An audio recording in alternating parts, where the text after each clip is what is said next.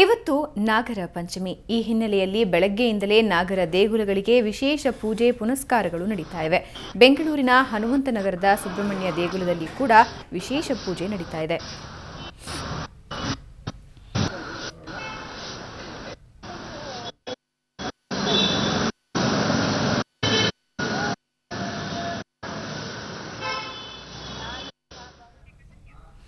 ಈ ಬಗ್ಗೆ ಇನ್ನಷ್ಟು ಮಾಹಿತಿಯನ್ನ ನೀಡೋದಕ್ಕೆ ನೇರ ಸಂಪರ್ಕದಲ್ಲಿದ್ದಾರೆ ನಮ್ಮ ಪ್ರತಿನಿಧಿ ಮಮತಾ. ಹಬ್ಬಗಳ ಸಾಲು ಈಗ ಆರಂಭ ಆಗಿದೆ. ಮೊದಲಿಗೆ ನಾಗರ ಪಂಚಮಿ ಸಂಭ್ರಮದಲ್ಲಿ ಜನತೆ ಇದ್ದಾರೆ. ಸೊ ಯಾವ ರೀತಿ ಇದೆ ಈ ಹಬ್ಬದ ಸಂಭ್ರಮ?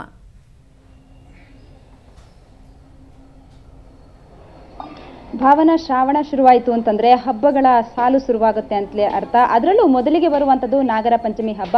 ನಾಗರ ಪಂಚಮಿ ಅಂತಂದ್ರೆ ಏನು, ನಾಗರ ಬನಗಳಿಗೆ ಹಾಲೆರೆಯುವಂಥದ್ದು, ತಮ್ಮ ಕಷ್ಟಗಳನ್ನು ತೋಡಿಕೊಂಡು ತಮ್ಮ ಕಷ್ಟಗಳಿಗೆ ಇಷ್ಟಾರ್ಥಗಳನ್ನು ಪೂರೈಸಿಕೊಳ್ಳುವಂತಹ ದಿನ ಇವತ್ತು. ಅದರಲ್ಲೂ ಅಣ್ಣ ತಂಗಿಯರಿಗೆ ಇವತ್ತು ಏನು ತಮ್ಮ ಪ್ರೀತಿ ವಾತ್ಸಲ್ಯದ ದಿನವಾದರೆ, ಇನ್ನೊಂದು ಹೊಸದಾಗಿ ಮದುವೆ ಆಗಿರುವಂತಹ ಹೆಣ್ಮಕ್ಳಿಗೆ ತವರಿಗೆ ಹೋಗುವಂತಹ ಸಂಭ್ರಮ. ಸೊ ನಾವು ಇರುವಂಥದ್ದು ಈಗ ಹನುಮಂತ ನಗರದಲ್ಲಿರುವಂತಹ ದೇವಾಲಯದಲ್ಲಿದ್ದೀವಿ. ಇಲ್ಲಿ ನೀವು ಈ ಚಿತ್ರಣವನ್ನು ನೋಡಿದ್ರೆ ನಿಮ್ಗೆ ನಿಜಕ್ಕೂ ಒಂಥರ ಆಶ್ಚರ್ಯ ಆಗೇ ಆಗುತ್ತೆ. ಯಾಕಂದ್ರೆ ಇಲ್ಲಿ ನೂರಾರು ಜನ ಬೆಳಗ್ಗೆಯಿಂದಲೇ ನಾವು ನೋಡ್ತಾ ಇದ್ವಿ. ಸುಮಾರು ಜನರು ಬಂದು ಏನು ನಾಗನ ಬನಕ್ಕೆ ಬಂದು ಹಾಲೆರೆದು ತಮ್ಮ ಇಷ್ಟಾರ್ಥಗಳನ್ನು ಪೂರೈಸ್ಕೊಂತಿದ್ದಾರೆ. ಪ್ರತಿಯೊಬ್ಬರೂ ಕೂಡ ನಾಗನಿಗೆ ಏನು ಇಷ್ಟವಾದಂತಹ ಏನು ಉಂಡೆಗಳನ್ನ ಅಥವಾ ತಂಬಿಟ್ಟು ಹೀಗೆ ನೈವೇದ್ಯಗಳನ್ನ ಸಮರ್ಪಿಸಿ ಹಾಲೆರೆದು ತಮ್ಮ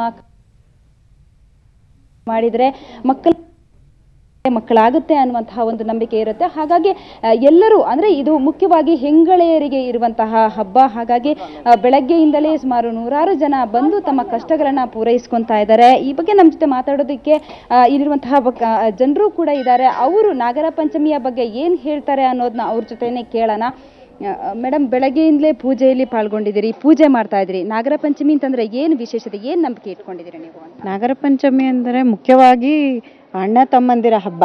ಅಣ್ಣ ತಮ್ಮ ಅಕ್ಕ ತಂಗಿಯರ ಬಾಂಧವ್ಯ ಹಾಗೇ ಇರಲಿ, ಜೀವನದುದ್ದಕ್ಕೂ ಅನುಬಂಧ ಆರೋಗ್ಯ ಹಾಗೇ ಇರಲಿ ಅಂತ ಮಾಡ್ತಾರೆ. ಮಕ್ಕಳಿಗೆ ಕಿವಿ ನೋವು ಅದು ಇದು ಇದ್ದರೆ ಆ ಥರದಕ್ಕೋಸ್ಕರನೂ ನಾಗರ ಪಂಚಮಿ ದಿನ ನಾಗರಕಟ್ಟೆ ಮತ್ತು ನಾವು ಹುತ್ತಕ್ಕೆ ಸಹ ಹೋಗಿ ಬಂದ್ವಿ.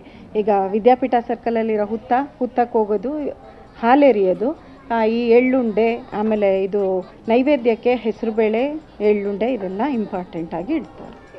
ಓಕೆ, ಒಟ್ಟಿನಲ್ಲಿ ಅಣ್ಣ ತಂಗಿಯರಿಗೆ ಪ್ರೀತಿಯ ವಾತ್ಸಲ್ಯವನ್ನು ತುಂಬುವಂಥದ್ದು, ಅದರಲ್ಲೂ ಇಬ್ಬರು ಕೂಡ ಚೆನ್ನಾಗಿರಲಿ, ಹೊಟ್ಟೆ ತಣ್ಣಗಿರಲಿ ಅನ್ನುವಂಥದ್ದು ಇವತ್ತು ಎಲ್ಲರೂ ಕೂಡ ತಮ್ಮ ಇಷ್ಟಾರ್ಥಗಳನ್ನು ಬೇಡಿಕೊಂಡು ಪೂರೈಸ್ಕೊತಾ ಇದ್ದಾರೆ. ಭಾವನಾ. ಓಕೆ ಮಮತಾ, ಧನ್ಯವಾದ ನಿಮ್ಮೆಲ್ಲ ಮಾಹಿತಿಗೆ.